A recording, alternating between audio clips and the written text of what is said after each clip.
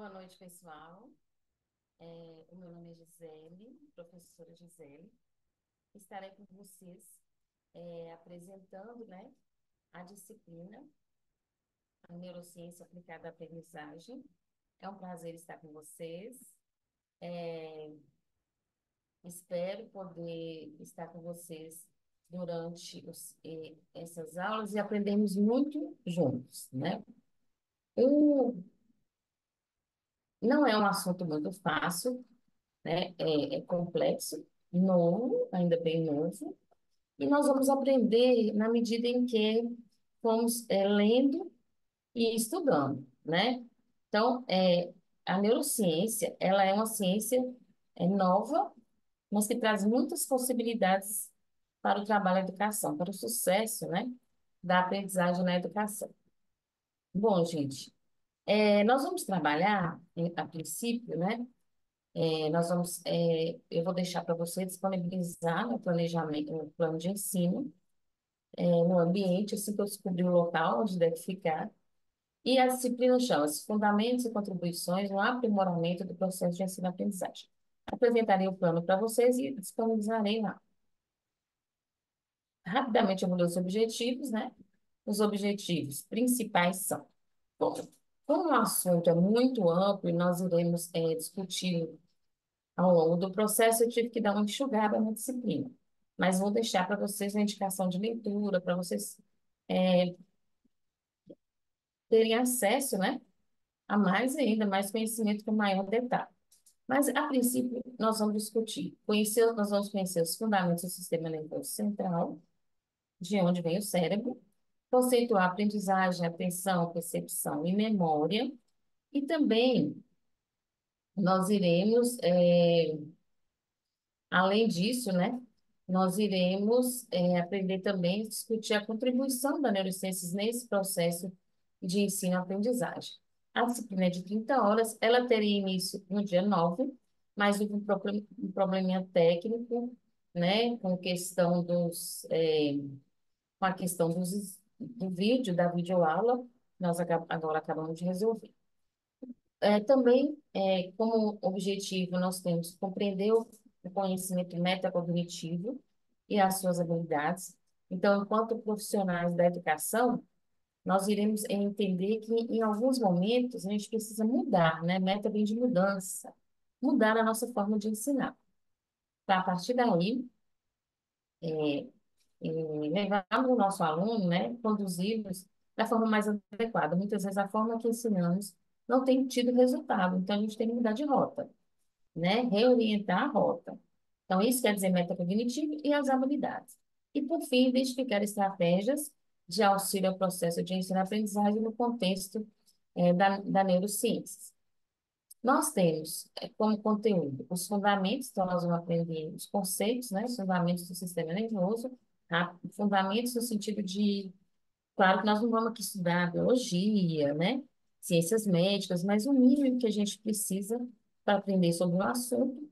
Vamos também conceituar a aprendizagem, atenção e memória, a neurociência aplicada à aprendizagem, onde, né, está acontecendo, como está acontecendo, de que maneira, as dificuldades metacognitivas e o insucesso escolar, e estratégias de ensino-aprendizagem no contexto das neurociências. Hoje, gente, em algumas escolas municipais, a gente percebe que já existe, né, a presença do psicólogo, do psicopedagogo, do assistente social, porque muitas vezes, né, as dificuldades no sucesso escolar vêm de diversas dificuldades, né? São diversas causas, a diversidade, né, de causas que aquele aluno, aquela aluna não aprende. E também temos o nosso aluno com PCD, que é aluno que é pessoa com deficiência e que também aprende. Não de maneira homogênea como todos, mas de uma forma própria. E que é possível isso acontecer na sala de aula. Nós, como metodologia de ensino, temos as videoaulas, a atividade colaborativa e a participação nos fóruns. Inclusive, eu já deixei lá uma pergunta relacionada a essa aula de hoje. Computador conectado à internet, né? Vocês vão precisar. E também o recurso que eu usei não foi bem um caderno didático. Eu tentei fazer para vocês uma mini biblioteca, uma seleção de textos acadêmicos que pode ajudar na construção do conceito e na elaboração de estratégias. Também já deixei algumas orientações, essas orientações é, de aprendizagem, de avaliação serão postadas nos fóruns, ok? Inclusive esse plano de ensino. Vamos continuar. Eu queria, gente, diminuir, deixa eu tentar diminuir aqui os slides, porque eu estou achando que está muito grande, mas tá bom para vocês, se estiver bom para vocês, não tem problema aqui para mim. Vamos dar continuidade. Deixa eu ver aqui. Não, vamos dar continuidade aqui. É, Então, nós vamos falar um pouquinho sobre o nosso sistema nervoso. Então, o nosso corpo é composto por sistemas, né? Sistema nervoso, sistema circulatório, é, sistema linfático, enfim. Nós sabemos que o aprendizado, o cérebro está dentro do nosso sistema nervoso e que ele tem prazer em aprender, né? Nós somos assim, quando fazemos algo que nos dá prazer, nos dá alegria, que nos satisfaz, nós sentimos isso, porque o cérebro sentiu primeiro. Então, ele fica feliz, satisfeito quando ele descobre uma nova maneira de fazer algo, quando ele consegue resolver um problema complexo, quando ele consegue juntar informações. Então, as emoções são as expressões que o corpo dá ao conteúdo dos pensamentos, das memórias, das nossas projeções para o futuro. Então, as nossas emoções vêm lá do nosso sistema nervoso central. Tanto a tristeza, quanto a alegria, quanto a angústia, quanto a aflição, quanto estarmos exultantes, né? Então, o nosso cérebro ele é inteligente, ele não é bobo, ele sabe o que a gente sente e ele nos informa isso. Então, às vezes, a gente vê umas dinâmicas, né? Não sei se vocês já viram um texto que só a primeira letra e a última está certa e a gente consegue ler o texto inteiro, né? Porque o nosso cérebro ele é tão complexo que ele dá conta disso, né? Ele dá conta disso. Mas, por exemplo, alguns livros de autoajuda falam para você ir para frente do espelho, fala, eu sou bonita, eu vou conseguir. Mas o cérebro, gente, não funciona assim, né? Se você não se esforçar, se isso não for realmente importante para você, não vai fazer efeito nenhum, né? Muitas vezes eu falo assim, eu vou começar uma dieta, porque eu estou precisando ir no casamento e quero ir magrinha, né? Bonita. Mas como eu gosto muito de comer, eu vou deixando sempre essa dieta para segunda-feira, né? Porque aquilo eu deixei mais para frente porque não é tão importante, né? Então o cérebro, ele é incrível, né? Ele tem, quando a gente nasce, ou quando a gente está adulto, a gente tem cerca de 83 bilhões de neurônios. E cada um nos ajuda, né, na função de nos ensinar, de aprender. A criança, quando nasce, ela tem muito mais, né, neurônios do que esses 83 bilhões. Só que aos 4 anos, ela começa a perder. Ela começa a perder porque ela precisa ganhar, né? Então, ela começa a perder para ganhar. A neurociência, ela vai estudar o nosso sistema nervoso e ela tem várias vertentes, não só a educação, nós vamos ver mais para frente. Importante saber que o nosso cérebro é complexo, mas que ele se adapta a diversas situações, né? E ele tem formas de se adaptar conforme as nossas atitudes. Bom, o sistema nervoso, ele opera sobre o funcionamento e desenvolvimento das células nervosas e suas capacidades elétricas e químicas. E a importância de haver um planejamento criterioso para otimizar a aprendizagem em qualquer etapa. Então, quando a gente tem um objetivo, esse objetivo tem que ser importante, tem que ser planejado e tem que ser condicionado. Por exemplo, eu quero fazer atividade física, mas eu sei que se eu não me esforçar, eu não vou conseguir. Então, eu começo a comprar uma roupa de ginástica nova, a pôr o celular para despertar para a hora de ir para a academia, deixar o celular mais longe para não dormir de novo, para eu ter que ir lá desligar e lembrar o que é para acontecer. Então, eu preciso me planejar, né? Como tudo nessa vida. O sistema nervoso, ele precisa dessa nossa organização. E ele é um mosaico de regiões. Então, cada parte do nosso cérebro ele tem uma função específica e que há uma conexão de neurônios, né, que são complexas e que precisam interar. Por isso que quando há um acidente, que em certa parte do seu cérebro é atingida, algo para de funcionar em você, ou um braço, ou uma mão, ou a visão, né? Então, esses neurônios, eles têm que estar conexos, conectados. E também não há, ele diz para a gente que não há função mental pura, mas uma combinação de ações fisiológicas e psicológicas em cada ato.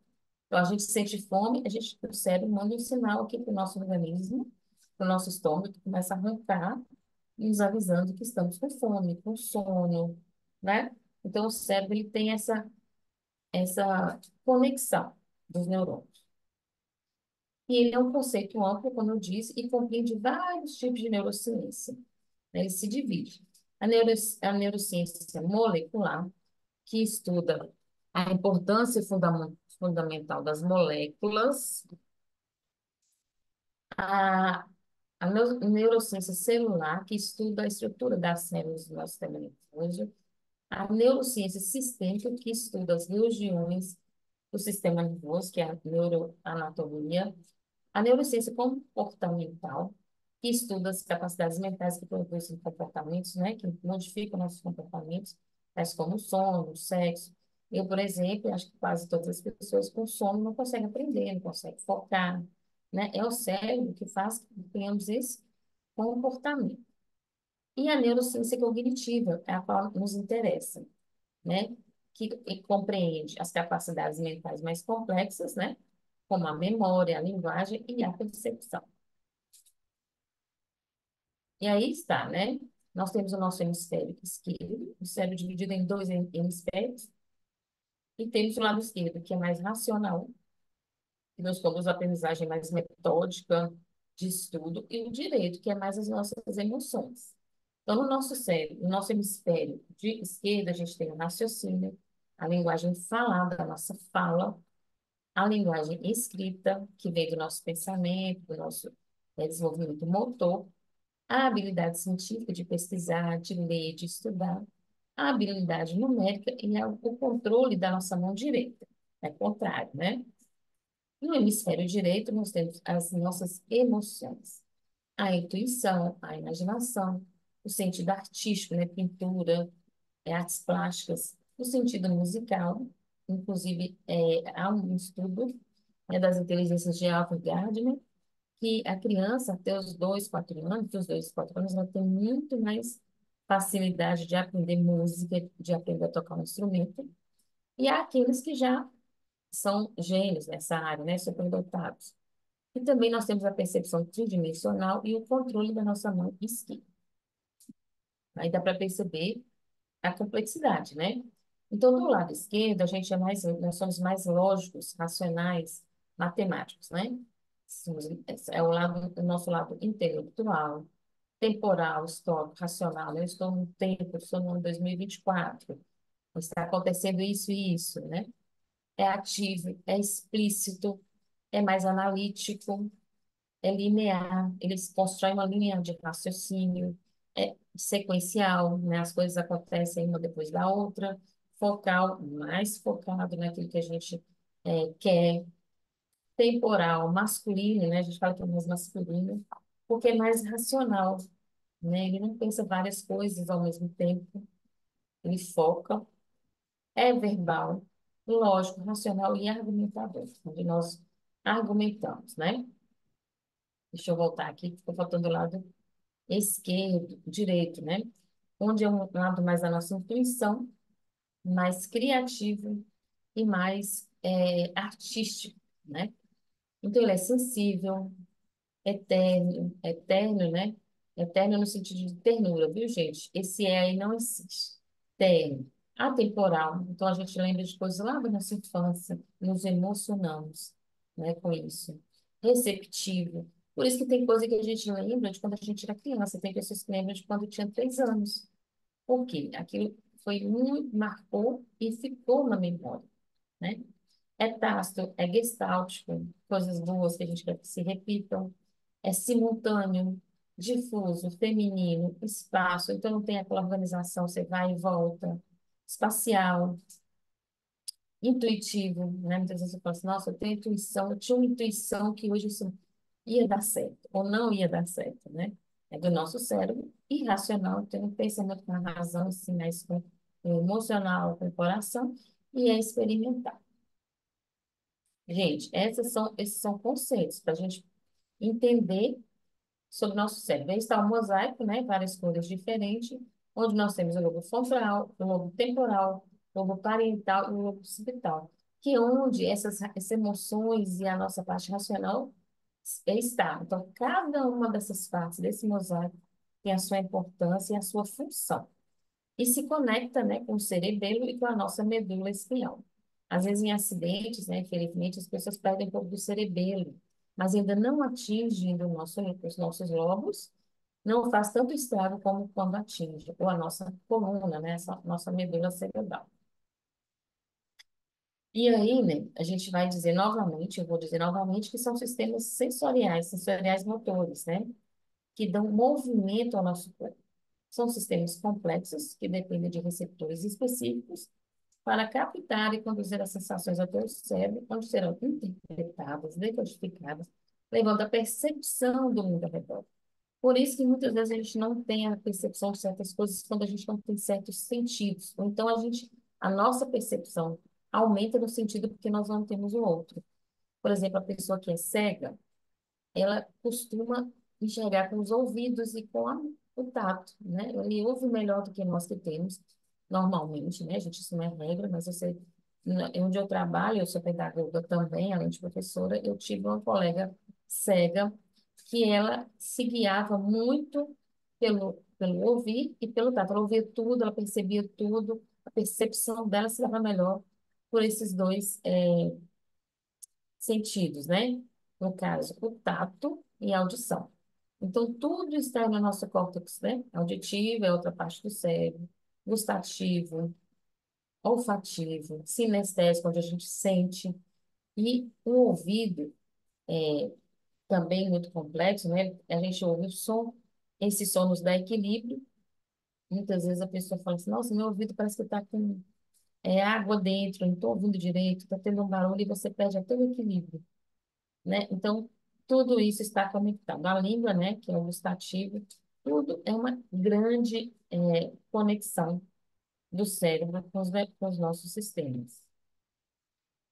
E aí, nós entendemos, então, como percebemos, para a gente poder elaborar uma aprendizagem, participar de uma aprendizagem, realizar uma aprendizagem significativa, nós precisamos partir para a nossa percepção, né? Entender como percebemos as coisas.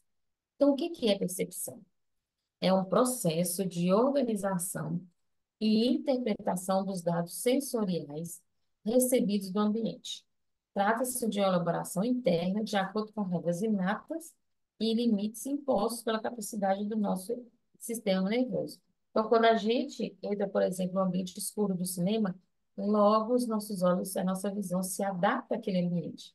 Nosso cérebro já manda para os nossos olhos a ordem, né, a ordem e os neurônios vão se conectando para que adapte-se àquele ambiente escuro, ou ao contrário, né?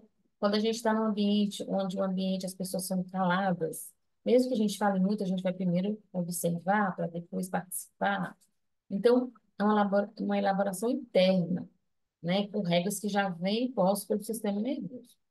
Também a capacidade de associar informações que recebemos do mundo da memória para a formação de conceitos sobre o mundo e sobre nós mesmos, e com isso orientar o nosso pensamento. Então, quando a gente chega num espaço diferenciado da nossa casa, por exemplo, que é o caso dos nossos alunos, ele chega na escola, que é um ambiente amplo, com muitas pessoas diferentes. No primeiro momento, ele vai tentar se adaptar, reconhecer onde está, para depois ele criar memórias a partir disso, né? As crianças são muito assim, né? Geralmente a gente fala assim, nossa, mas ele é tão quietinho para mim, né? Minha mãe fala, ah, deixa ele acostumar. Você vai ver como ele é quietinho, né? Porque o cérebro dele está se adaptando, se organizando, percebendo o ambiente, para depois, né, ele se adaptar e começar a agir nesse ambiente externo diferenciado. E o cérebro, ele manipula as informações de acordo com o nosso humor e estado emocional no momento. Então, essa interpretação depende de várias atividades cognitivas. Nosso comportamento, a nossa forma de aprender, os processos de informações que temos, consciência, memória, atenção, linguagem. Então, depende, gente, inclusive da nossa forma como fomos criados, quais os valores que temos do nosso ambiente, né, familiar, do nosso ambiente na escola, de onde estudamos, com quem estudamos. Então, existem várias atividades cognitivas nessa percepção. Por isso, nós temos percepções diferenciadas. Bom, a memória já é um outro termo que vai se referir à nossa capacidade de armazenar coisas que são importantes para a gente. E às vezes a gente vai lá atrás recuperar aquela memória, principalmente as memórias positivas, né? Nós vamos lá no nosso no fundinho do cérebro recuperar essas memórias. Então, a memória é um termo que se refere à capacidade, à nossa capacidade mental, cuja função é codificar, armazenar e recuperar informações. Ela permite nos guardar no nosso interior experiências tais como sentimentos, acontecimentos, imagens, ideias. Muitas vezes, algumas memórias nos fazem chorar, nos fazem rir, porque foi uma emoção muito importante que o nosso cérebro armazenou, né? Trata-se de uma função do cérebro essencial para a nossa aprendizagem e, portanto, para a nossa sobrevivência. Então, graças a ela, nós podemos nos adaptar melhor às nossas necessidades e que estão no nosso entorno, né? Deixa eu passar para cá. Isso. Então, a memória também é importantíssima. Por isso, as pessoas muitas vezes falam assim: nossa, a gente, que bom que eu posso, eu vou ali, né, guardar boas memórias, ter boas memórias, né? É isso. É, e aí, nós temos vários tipos de memória. A memória sensorial, né, parece assim um emaranhado de coisas, né, na imagem, mas nós temos a memória do que sentimos, daquilo que foi prazeroso, que foi bom, que foi negativo, que foi ruim, né? A memória sensorial, ela pode ser a curto prazo, pode ser uma memória de trabalho e pode ser uma memória a longo prazo. Esses dias, uma colega de trabalho me contava sobre o trabalho de parto, que ela ficou um dia inteiro no hospital, né? Ela lembrando disso, que já aconteceu há 5 anos, a menininha dela estava com 5 anos. Então, a gente conversando sobre assuntos diversos e que surgiu esse. E ela lembrou que foi uma dor terrível, né? Que é um momento difícil, muita gente. Mas ela fala que se for para outro menino, então ela já até esqueceu essa dor, porque ela quer ter outra criança de novo.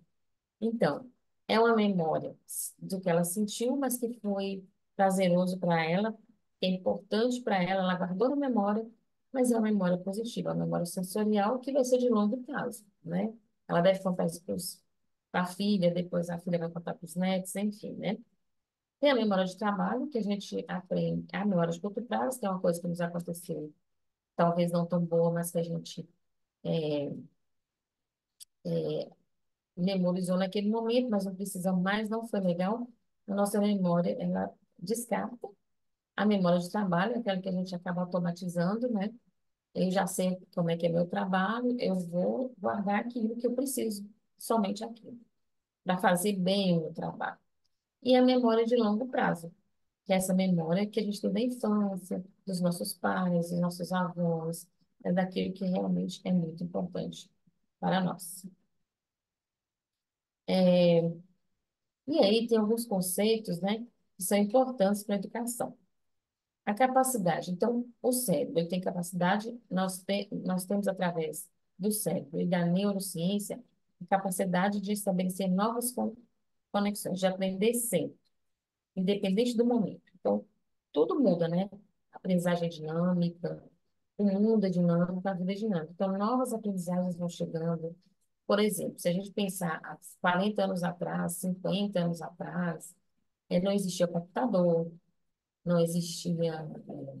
Tinha aqueles, né? Acho que há uns 30 anos atrás, por exemplo, o celular mesmo chegou no Brasil no início dos anos 90, né? Então, 80, ninguém sabia usar celular, né?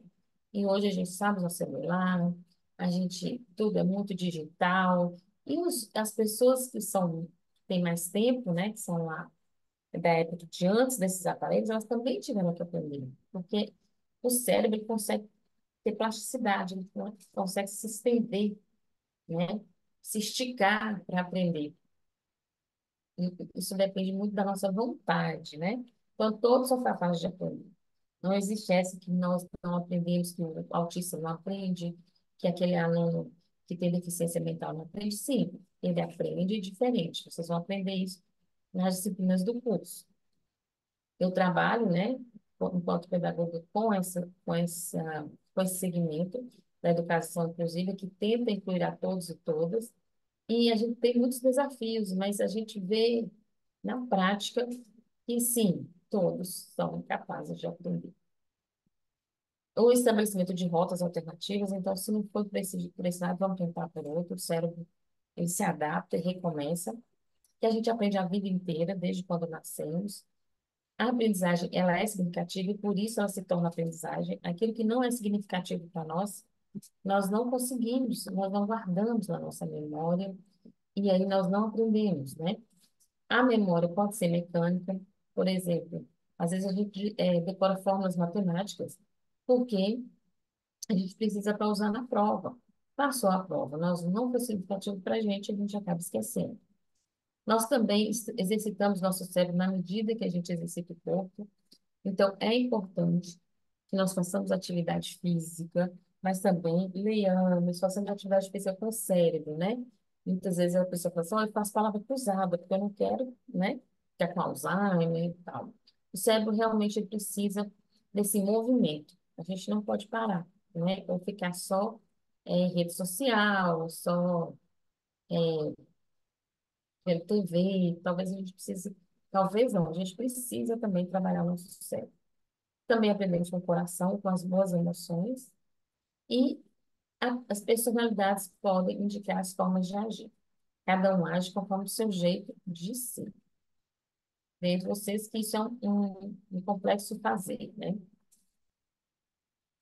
As funções cognitivas, que o cérebro vai nos ajudar, que nós precisamos aprender, ele perpassa pela linguagem, né? São as funções de aprendizagem.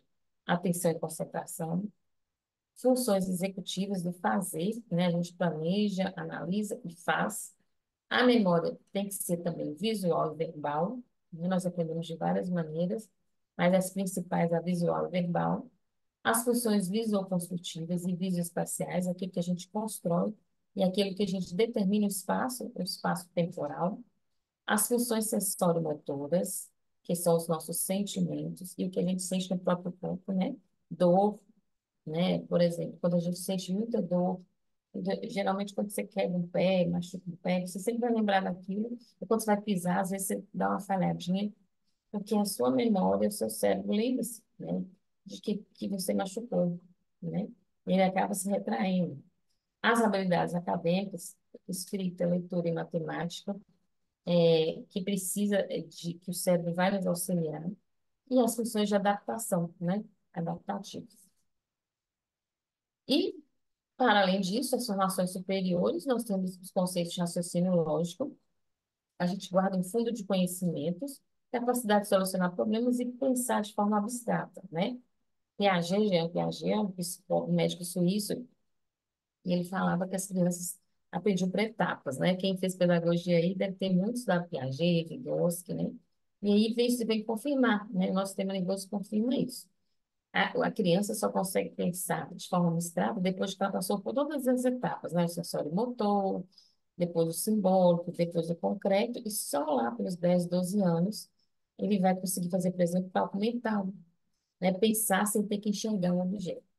São as funções cognitivas superiores do nosso cérebro. Eu deixei aqui para vocês um vídeo, eu não vou passar agora, mas quem estiver conectado na internet vai conseguir passar um videozinho de 3 minutos, que vai falar um pouquinho sobre essa questão, né, de como o cérebro aprende de forma mais prática. São um reforço do que eu disse, porque eu entendo que são muita coisa, né?